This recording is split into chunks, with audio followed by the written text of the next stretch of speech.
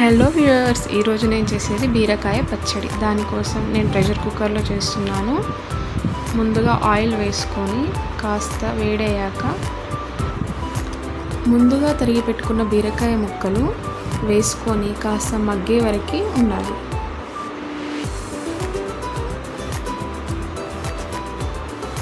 అవి కాస్త మగ్గాక 2 టమాటోస్ తీసుకోవాలి. కాస్త చింతపండు, మీకు పులుపుకు సరిపడా తీసుకోవచ్చు. అండ్ ఎండుమిర్చి, పచ్చిమిర్చి అది కూడా మీకు సరిపోయినంతగా తీసుకోవచ్చు. కారం మీరు ఎలా తింటారో అలా. జీరా, సాల్ట్ వేసుకొని బాగా కలుపుకోవాలి.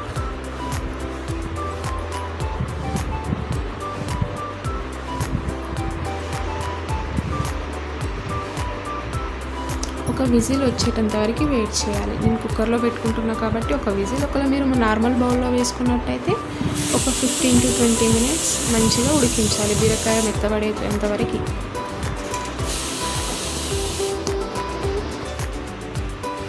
ఒక విజిల్ వచ్చిన తర్వాత ఇవన్నీ ఇలా చక్కగా ఉడికిపోతాయి.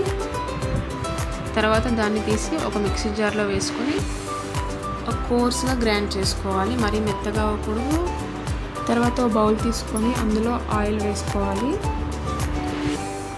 అది కాస్త వేడయ్యాక ఆవాలు, జీరా, పసుపు, కాస్త కారం వేసుకొని బాగా కలుపుకోవాలి. మీరు కావాలనుకుంటే అందులో పోపు దినుసులు మరియు వెల్లిపాయలు కూడా వేసుకోవచ్చు. నేను వేసుకోలేదు ఇందులో. తర్వాత కోర్స్గా గ్రైండ్ చేసుకున్న ఆ మిశ్రమాన్ని ఆయిల్లో వేసుకోవాలి.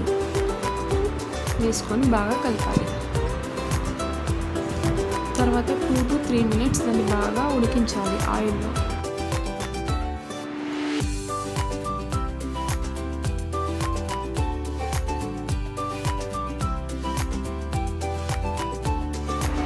ఈ కన్సిస్టెన్సీ వస్తే సరిపోతుంది.